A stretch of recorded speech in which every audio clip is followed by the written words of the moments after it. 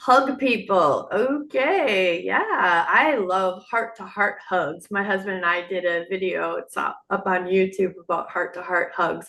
And it's like when you raise your left arm and you go in for a hug, you'll end up touching left cheek to left cheek. And if you think about like how you pick up a baby and hold them, we do it like to the left, like over our hearts. And that's heart to heart hugs have been so fascinating. And I'm literally muscle testing him for a right cheek to right cheek heart hug versus left cheek to left cheek. And, with the right cheek to right cheek, his arms like, it just takes his energy away. But a left cheek to left cheek, heart to heart hug, he's super strong. So that hugs are a thing for me. I'm so fascinated with how hugs affect our entire nervous system. So what do you think? And the other thing I want to be sure to talk about is we happen to have been at a Unity church, and the number one thing there was we all took time to do hugs, but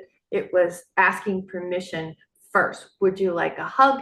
And waiting for the answer. And one of the things we do to children is we force them to hug, like as if it's polite, and we give them absolutely no agency. And I'm happy to see that parents are moving on from forced hugs. How about you? What comes up for you when you think about hug people, Theofanis? It's a smile with full engagement. Ooh, I like It's it. Yeah, and those longer hugs too. Like, yeah. right, right. It's a smile. It's like Full getting to the body. physical part. Getting to the touching the physical part. Yeah. And it is also I think it's a move in every country, every nation. This exists. The hugging exists. It's a warm. It has the meaning of warmth. It has the meaning of safety because there are several ways to say hello to someone, including a smile. It's like a hello, a smile, right? Move your head a little bit. The other is the handshake, right? Hmm. Now the handshake is a very it is a statement that I'm not an old statement that says I'm not going to draw my sword. If you do it with the Ah, right that's interesting. Yeah, there's also the strength of a handshake, like a man might squeeze too hard on a woman's hand, so the gentility of a handshake means different things. You can have a limp handshake because maybe you don't have enough confidence. There's a lot read into handshakes and how someone's actually shaking hands with you. and it's very different than the hug because when you do the handshake, back in the old days, right, when they had the swords, that's where it originates, had to do with a statement that I'm not going to harm you. Yeah, Now, because you drew your sword with your right hand. So, like, right, if your right exactly, hand's busy, hello. Yeah, good. right, it's holding. But that's very different from the hugging, where in a hug, you really expose yourself. You really do not have the guarantee that the other person will not draw something because you're engaged. You're hugging, you can't move fast if they do anything. You're sharing your body, your touch, so it has that immense vulnerability of total surrender physically.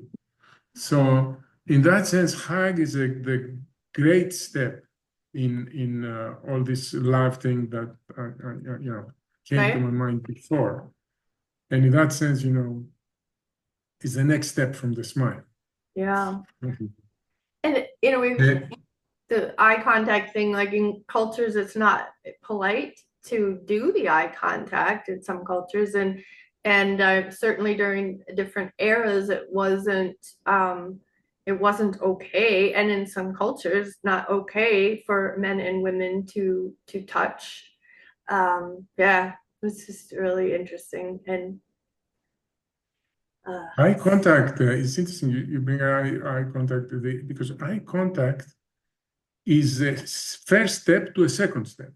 yeah, Because if I do eye contact with you, I'm noticing you to do what next? yeah, your move. And It's like chess, your move.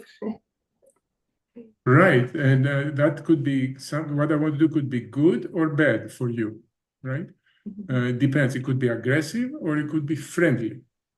But someone that stares continuously without acting is a different situation. It says why they're not acting.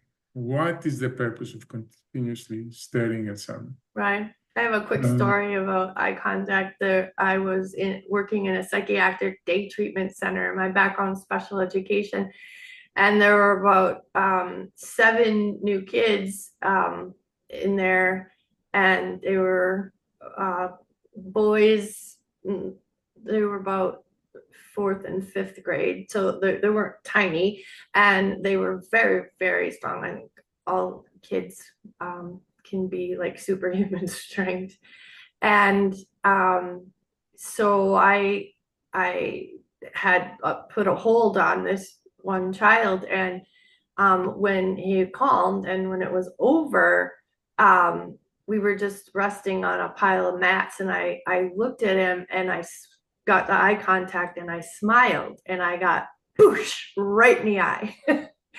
And later I found out that if you smiled at him, he thought you were mocking him. Okay. So eye contact can be dangerous.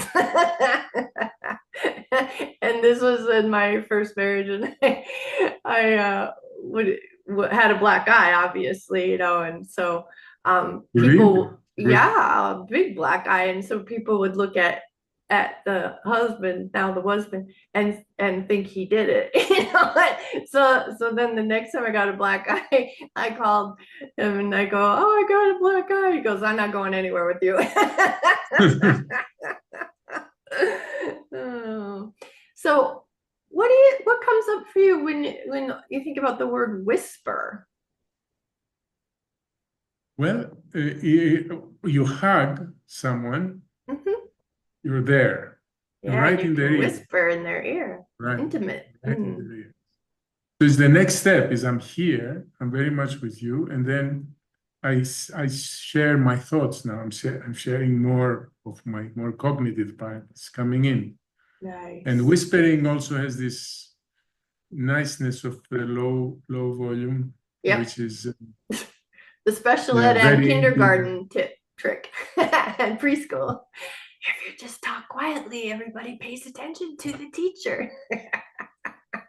I love it. Very cool. Okay, and then touch. What do you think about with touch?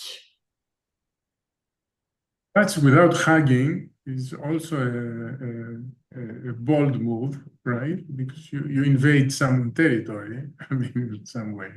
You do. And when they're happy about you doing that, right? They Yeah. enjoy the touch. Is a very is building all this intimacy and trust, because of course intimacy is difficult without trust. Um, it builds it all, to become more complete, more total, let's say, Hmm. and therefore more happiness, more smile, more of the way of the reason and the way I believe we're here. Yeah. For me, I run a lot of energy, if you will, and people like to put their hands on me to basically take that energy. So I don't like it. And I really respect people who kind of are touchy feely and they reach out to touch and their intuition tells them not to and they pull back. I respect that person. I it's almost an instant, ooh, I like you. Like because they could almost intuitively know what it is that I like, even though that's what they like, they pull back. I like that. Does that make sense? Yes, very much so. Yeah. Because we need that bridge. I mean, Yeah. we need that bridge to go through all these steps. Yeah. Physical touch is a love language, and yet it's not my number one. It's not like I don't like it. It's just, yeah, I've had some really bad experiences with that. And it was like, well, what is that? And so my husband was able to explain that to me. It was like, oh. Yeah, that's exactly how it feels. Interesting. All right, Theophanis, anything else you'd like to say to kind of wrap this all up? Not really. I think there is levels of engagement with the people around us.